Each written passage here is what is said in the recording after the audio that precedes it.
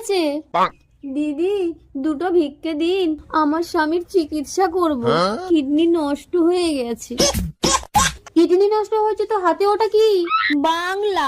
ওটা খেয়েই তো বেঁচে আছে, বেচারার শরীরে কিচ্ছু নেই। বাংলা খেলে তো কিডনি নষ্ট হবেই। বাঙালির ছেলে বাংলা খাও না তো কি ইংলিশ খাও? কতদিন হলো আমার স্বামীটাকে একটু দামি মদ খাওয়াতে পারিনি। এই বাংলাতেই আমার জন্ম, তাই রে? একটা টাকা হবে না, যাও এখান থেকে। ভিখারিকে ভিক্ষা দিবি না? এমন অভিশাপ দেবো তোকে। এই অভিশাপ দে।